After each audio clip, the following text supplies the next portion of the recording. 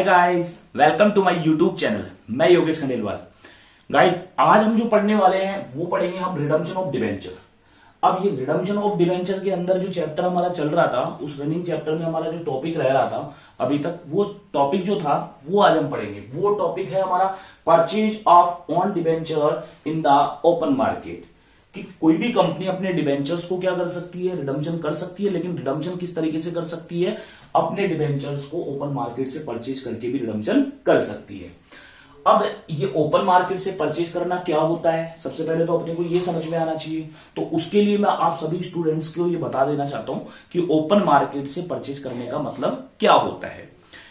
कोई भी कंपनी जो कि अपने डिबेंचर्स को क्या कर देती है, पब्लिक के अंदर इशू करती है। गाइस, अब पब्लिक के अंदर इशू करती है तो आपको पता है कि पब्लिक के अंदर इशू करने का मतलब है कि कंपनी ने पब्लिक से एक तरीके से क्या कर लिया, लोन रिसीव कर लिया।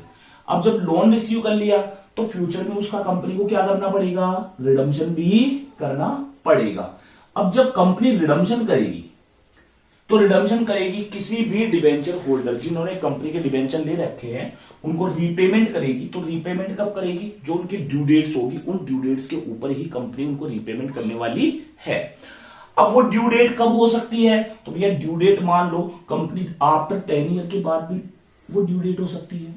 आफ्टर 10 ईयर्स के बाद भी वो क्या हो सकती है, ड्यू डेट हो सकती है। 5 ईयर के बाद भी हो सकती है, 4 ईयर के बाद भी हो सकती है। तो इस तरीके से ड्यू डेट कोई भी हो सकती है। अब कोई भी डिबेंचर होल्डर है, उस डिबेंचर होल्डर को अगर कोई भी अमाउंट की रिक्वायरमेंट उस ड्यू डेट से पहले पड़ गई तो अब अगर वो किसके पास आएगा, कंपनी के पास आएगा डिबेंचर होल्डर, और कंपनी को बोलेगा कि भैया मेरे को तो पेमेंट दो जो मैंने आपको प्रोवाइड किया था।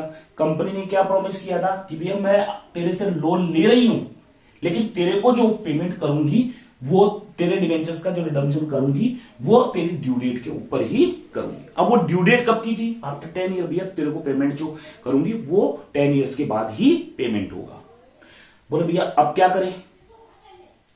अब कंपनी के डिबेंचर होल्डर के पास कोई भी ऑप्शन नहीं है कि कंपनी से तो किसी भी तरीके से पैसा ले नहीं सकता। अभी क्यों? कंपनी को खुद को रिक्वायरमेंट थी, तभी तो कंपनी ने लोन लिया था, और उसकी रीपेमेंट कैपेसिटी आफ्टर 10 ईयर बनने वाली थी।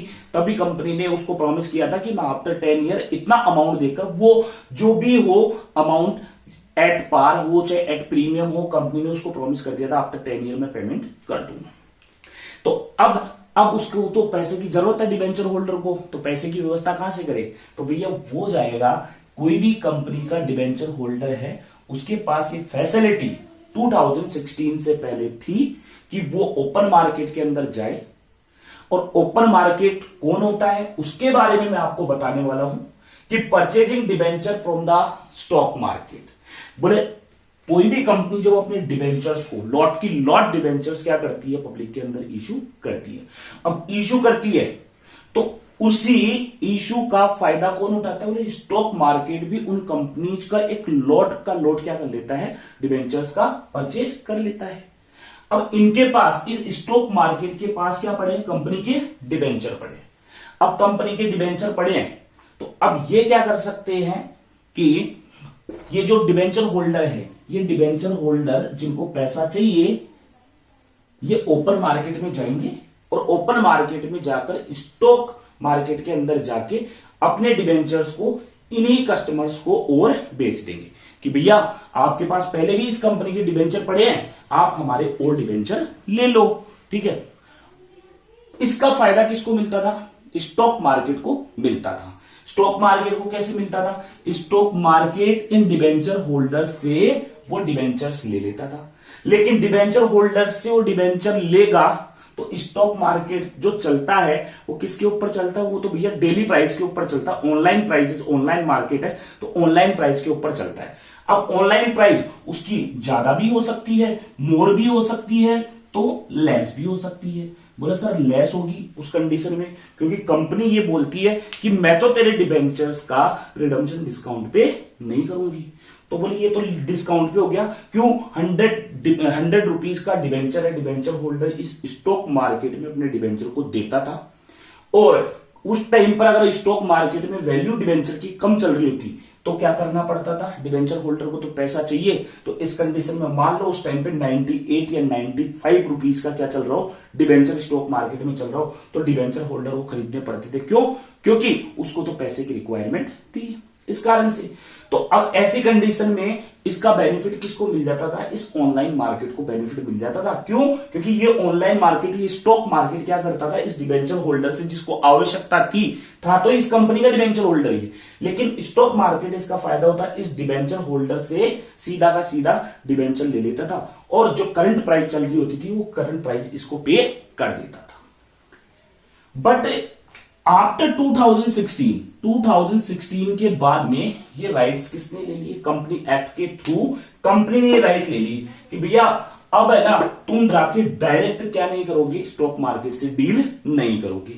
बोले जो भी मार्केट प्राइस होगी, जब भी इन डिबेंचर्स की प्राइस क्या होती है स्टॉक मार्केट के अंदर कम होती है, तो कंपनी क्या करती है, खुद ही इन डिबेंचर्स को परचेज कर लेती है, खुद के ही डिबेंचर्स को, खुद के ही ऑन डिबेंचर्स को ही क्या कर लेती है, कम प्राइस के ऊपर परचेज कर लेती है। इसीलिए हम इसको बोलते हैं debenture purchase from open market. ये डिबेंचर कौन से होते हैं, इन डिबेंचर्स को हम बोलते हैं ऑन डिबेंचर्स, कि कंपनी अपने ही डिबेंचर्स को स्टॉक मार्केट से लेस प्राइस के ऊपर खरीद लेती है। अब मान लो 95 के ऊपर खरीद लिया कंपनी ने, अब 95 के ऊपर कंपनी ने अगर परचेज किया है किससे, स्टॉक मार्केट से, बट इस डिबेंचर होल्डर को पेमेंट कितने का करना था कंपनी को, 100 रुपीज का।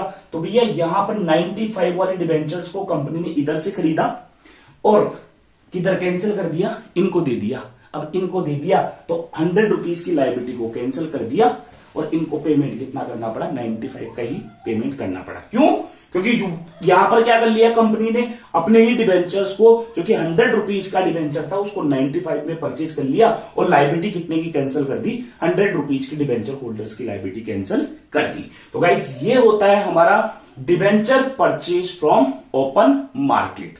और कौन से वाले डिबेंचर, ऑन डिबेंचर। तो यहां पर सबसे पहली बात यह है कि स्टॉक मार्केट में किस तरीके से डील करेंगे, adopted by the company only when its debenture are quoted at a discount. ठीक है, तो डिबेंचर कौन सी प्राइस के ऊपर होने चाहिए, डिस्काउंट प्राइस के ऊपर अगर कोटेड होते हैं तो ही कंपनी क्या करती है, इस तरीके के मेथड को यूज करती है, debenture purchase from open market वाला। अब बोले ये कोटेड किस में होने चाहिए, स्टॉक एक्सचेंज के, स्टॉक एक्सचेंज में कंपनी के जो डिबेंचर हैं वो डिस्काउंट के ऊपर कोटेड होने चाहिए।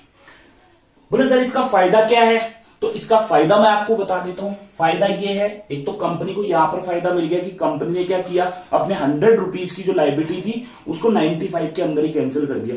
और ज्यादा कम आएगा, 92 पे आ गया मान लो स्टॉक मार्केट के अंदर उसकी डिबेंचर की वैल्यू, तो वो 92 के अंदर परचेज कर लेगा, यानी खुद के डिबेंचर्स को कम में परचेज करता जा रहा है, तो वो 8 रुपए का जो बेनिफिट मिलने वाला है डिबेंचर होल्डर्स को पेमेंट करने में, वो कंपनी को बेनिफिट मिल जाए। कंपनी उस बेनिफिट को स्टॉक मार्केट को ना देकर कंपनी अपने डिबेंचर होल्डर्स के जब डिबेंचर्स का रिडम्पशन करेगी तो वो बेनिफिट कंपनी खुद ले लेगी आफ्टर 2016।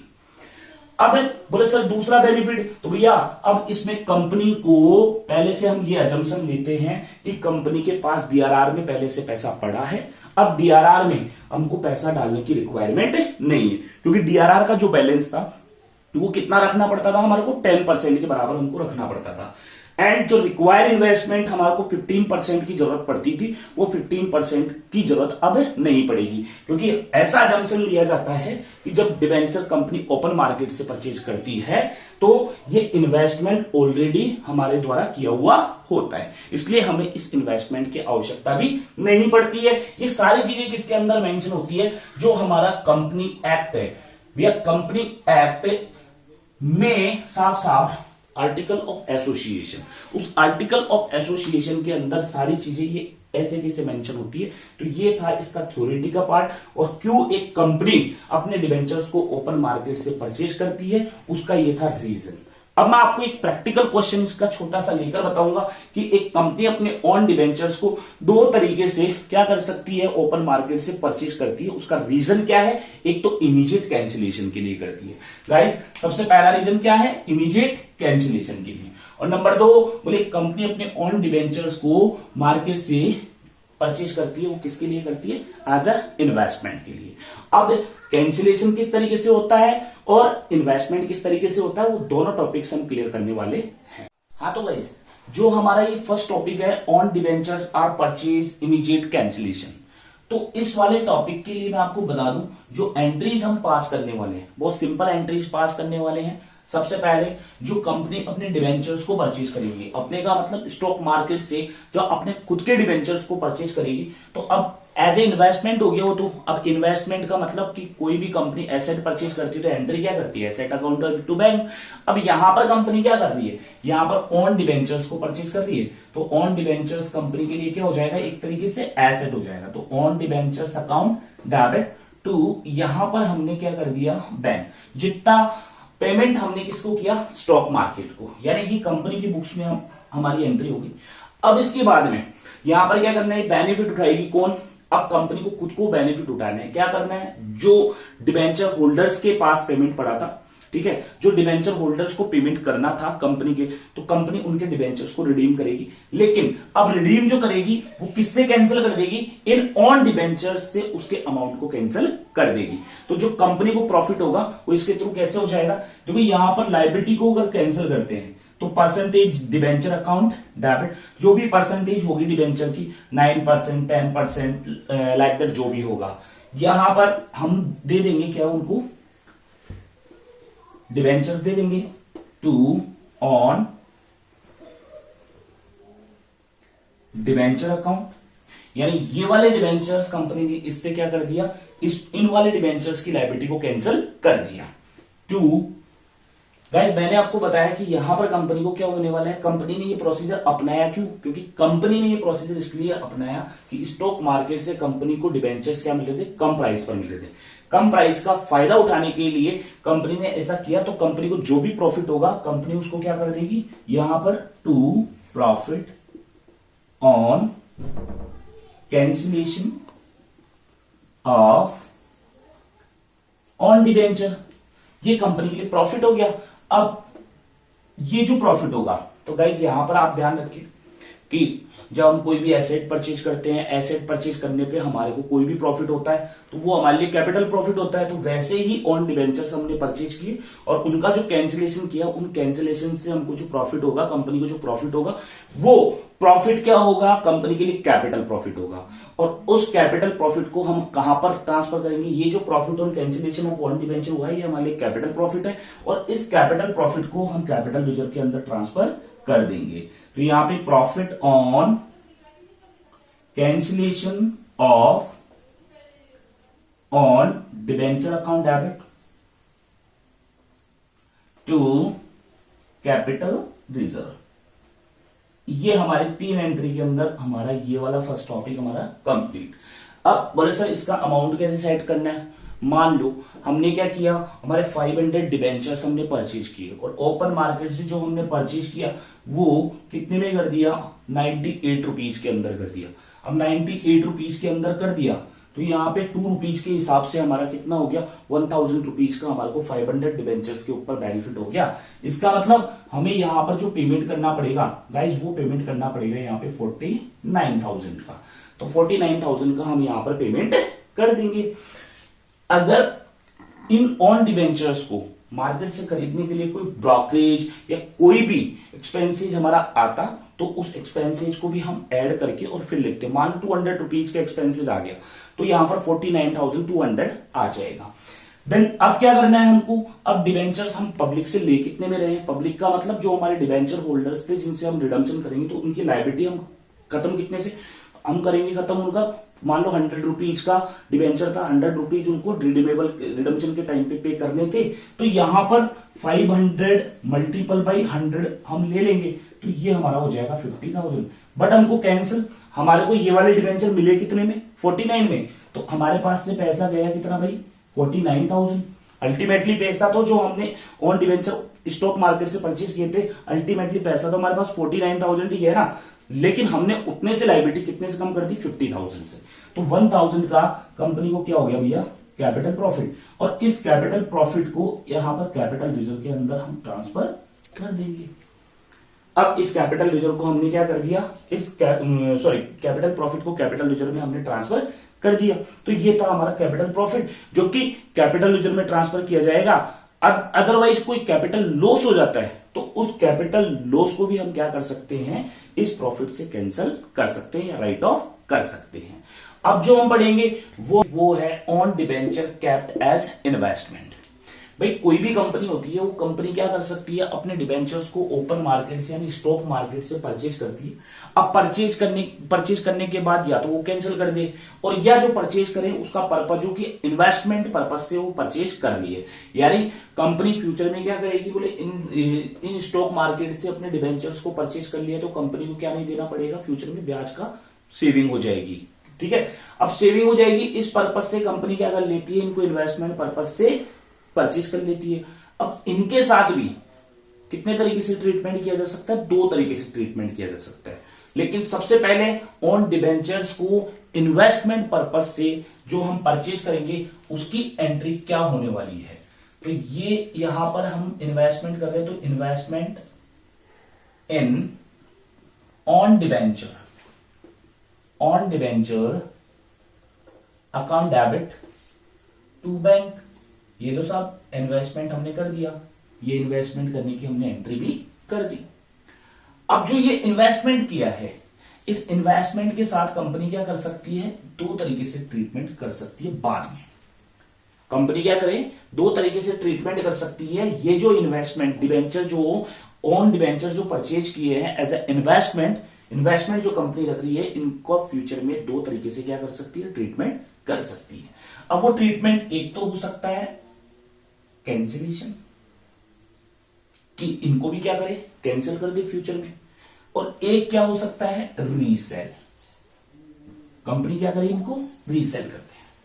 बोले भैया कैंसिल करेंगे तो कैसे करेंगे, उसका मैं आपको बता देता हूं। तो कैंसिल वाला टॉपिक तो हम पढ़ चुके कि मान लो यहां पर हमने कितना, बोले 500 डिबेंचर है, उन 500 डिबेंचर जो कि हमारा था 98 के अंदर हमने ओपन मार्केट से परचेज कर लिया था। अब इन्हीं इन्वेस्टमेंट जो डिबेंचर इन्वेस्टमेंट पर्पज से खरीदे थे, उनको हम कैंसिलेशन के पर्पज से देखें कि उनका क्या कर सकते हैं, हम कैंसिल कर सकते हैं। तो कैंसिल करेंगे तो वही परसेंटेज, डिबेंचर मान लो 12% है, तो 12% डिबेंचर हम लेंगे पब्लिक से। पब्लिक का मतलब हमारे डिबेंचर होल्डर से। तो यहाँ पे 12% डिबेंचर अकाउंट डेबिट, कितने के डिबेंचर ले लिए हमने, मान लो यहाँ पे 50,000 की, क्योंकि 500 डिबेंचर है, 100 रुपीज का एक डिबेंचर आएगा। 2 कैंसिल किससे कर दिया, investment in own debenture, direct इतना भी लिख सकते हैं कि 2 ऑन डिबेंचर, ये कितने गए हमारे 49,000, और 2 यहां पर क्या हो गया हमको प्रॉफिट। तो गाइस यहां पर हो जाएगा profit on redemption, profit on cancellation of own debenture, और ये कितना हो जाएगा 1000। अब ये प्रॉफिट हो गया, तो मैंने आपको बताया फर्स्ट एंट्री ये हो गई, देन ये प्रॉफिट हो गया। और कैंसिलेशन का तो भैया कैंसिलेशन या इमीडिएट वाला हो चाहे ये वाला कैंसिलेशन हो, तब दोनों ही कैंसिलेशन के अंदर हम इस कैंसिलेशन को किसके अंदर ट्रांसफर कर देंगे, profit on cancellation of own debenture account debit to capital reserve. ये कैपिटल रिजर्व के अंदर हमने ट्रांसफर कर दिया जो भी प्रॉफिट हुआ, और यहां पर ये प्रॉफिट हो गया कितना 1000। अब केस आता है कौन सा, ये कैंसिलेशन का, तो जहां तक सभी स्टूडेंट्स को समझ में आ गया होगा कि सिंपल चलेगा। हमने क्या किया, इन्वेस्टमेंट पर्पज के लिए सबसे पहले डिबेंचर्स को परचेज किया। अब बोले जो ये इन्वेस्टमेंट पर्पज के लिए हमने परचेज किया है, इसके साथ 2 तरीके से ट्रीटमेंट कर सकते हैं। कौन कौन सा, या तो कैंसिलेशन करें या इनको रीसेल कर दें। कैंसिलेशन की वही जैसा हमने पहले एंट्री की कि भैया डिबेंचर ले लो और यहाँ पे इन्वेस्टमेंट को कैंसिल कर दो, और जो भी प्रॉफिट होगा profit on cancellation of own debenture लिख दो, चाहे profit on investment in own debenture लिख दो, बात एक ही। अब दोनों का यहाँ पर क्या हो जाएगा, प्रॉफिट है तो कैंसिलेशन का प्रॉफिट मैंने आपको बताया कि किस में आएगा, कैपिटल रिजर्व में। अब बात करें हम रीसेल की, भैया रीसेल होना चाहिए विद इन 1 ईयर। ठीक है, with in a short term period अगर कंपनी अपने डिवेंचर्स को क्या कर सकती है, रीसेल कर देती है। तो रीसेल करेगी तो सीधी सी बात है, इन डिवेंचर्स को, ऑन डिवेंचर्स को रीसेल कर रही है तो पैसा आएगा। अब पैसा आएगा तो यहां पे रीसेल या तो हो सकता है प्रॉफिट पे या होगा लॉस पे। तो रीसेल जब कंपनी करेगी तो यहां पर क्या हो जाएगा, bank account debit to investment in own debenture, investment in own debenture. तो यहां पर हमको क्या हो सकता है, प्रॉफिट भी हो सकता है तो लॉस भी हो सकता है। मान लो अगर प्रॉफिट हो गया तो यहां पे हम लिखेंगे to profit on resale of own debenture. ये लो सब। अब प्रॉफिट हुआ तो प्रॉफिट कैसे हुआ, ये यहां पर 49,000 के अंदर हमने परचेज किया था, ठीक है, यानी एक डिवेंचर हमने परचेज किया 98 के अंदर। अगर रीसेल 99 में भी हो गया तो रीसेल 99 पे भी हो गया तो यहां पर हमारे पास से डिवेंचर कितने गए, 49,000 के। तो यहां पर प्रॉफिट कितना हो जाएगा, 500 रुपीज का। क्यों, 500 मल्टीपल बाई 1 डिवेंचर के ऊपर बेनिफिट 1 रुपीज का है, ठीक है। यहां पर आ जाएगा हमारा 49,500 रुपीज। ये कंपनी को रिसीव हो जाएगा रीसेल करने पे। और रीसेल का जो प्रॉफिट है ये कब हो रहा है, विद इन 1 ईयर। तो भैया ये प्रॉफिट कौन सा है, अपना revenue profit. And revenue profit always transfer to the general ledger, ठीक है। तो यहां पर ये जो प्रॉफिट है, इस प्रॉफिट को हम profit on resale of own debenture account debit to general reserve. जो प्रॉफिट होगा हमारा 500 रुपीज को हम जनरल यूजर के अंदर ट्रांसफर कर देंगे। ये कैपिटल प्रॉफिट था इसलिए हमने कैपिटल यूजर के अंदर ट्रांसफर किया। देन ये हमारा कौन सा था, रेवेन्यू प्रॉफिट था, इसलिए हमने इसको रेवेन्यू यूजर के अंदर, रेवेन्यू यूजर का एग्जांपल है जनरल यूजर, जनरल यूजर में ट्रांसफर कर दो। या आप इसको पीएनएल के अंदर, स्टेटमेंट ऑफ पीएनएल, क्योंकि general reserve is also part of the profit and loss account. अगर इस केस में लॉस हो जाता तो loss always charge from the statement of PNL. तो आप एंट्री करते statement of PNL account debit to loss on resale of own debenture.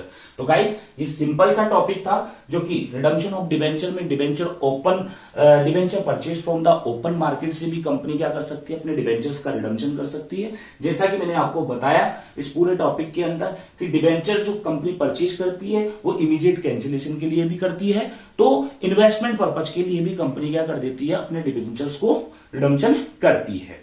अब जो इमीडिएट कैंसिलेशन में था उसमें मैंने आपको 3 एंट्रीज और एक एग्जांपल के थ्रू इसको टॉपिक को क्लियर किया। और अगर इन्वेस्टमेंट पर्पज के लिए है तो सबसे पहले हम इन्वेस्ट करने की एंट्री करेंगे, यानी डिवेंचर को ओपन मार्केट से, स्टॉक मार्केट से परचेज करने की एंट्री करेंगे एज ए इन्वेस्टमेंट। फिर उसके साथ हम 2 तरीके से ट्रीटमेंट कर सकते हैं, या तो उसको कैंसिल करेंगे और या उसको क्या कर देंगे, हम रीसेल कर देंगे। अब बात आती है कैंसिल की, तो कैंसिल का प्रोसीजर सेम वही रहेगा जो हमने इमीडिएट कैंसिलेशन किया था, ठीक है। बट रीसेल की अगर बात करें तो रीसेल भैया जो होगा इसका शॉर्ट टर्म पीरियड के अंदर कंपनी क्या कर देती है, रीसेल कर देती है। अब रीसेल से जो भी प्रॉफिट लॉस होगा गाइस, वो प्रॉफिट होगा तो रेवेन्यू प्रॉफिट होगा। Revenue profit always transfer to the revenue ledger, like that general ledger और पीएनएल। बट अगर लॉस होता है तो loss always charge, revenue loss है तो शॉर्ट टर्म का लॉस, तो लॉस तो किससे चार्ज करेंगे, हम हमारे स्टेटमेंट ऑफ पीएनएल से चार्ज करेंगे। तो ये तो बहुत सिंपल टॉपिक था, बहुत ज्यादा हार्ड स्टूडेंट्स ले रहे थे, स्टूडेंट्स की क्वेरी भी थी कि सर डिवेंचर रिडम्पशन का टॉपिक हमारा जो है वो ऑन डिवेंचर से, उसमें हम मोस्टली कंफ्यूज रहते हैं। तो शायद सभी स्टूडेंट्स का इस वीडियो को देखने के बाद में ऐसा कोई भी कंफ्यूजन क्रिएट नहीं होगा। आने वाले नेक्स्ट वीडियो के अंदर हम हमारा डिवेंचर का जो लास्ट टॉपिक कन्वर्जन का बचा हुआ है उसको हम कंप्लीट कर लेंगे और फिर हम हमारे नेक्स्ट चैप्टर्स की तरफ आगे बढ़ते रहेंगे। तो गाइज एग्जाम टाइम है तो सभी स्टूडेंट्स सारे वीडियोस को पूरा देखें। Thank you so much. और जितने भी वीडियोस है उन सब वीडियोस को लाइक करें, शेयर करें और चैनल को सब्सक्राइब करना ना भूलें।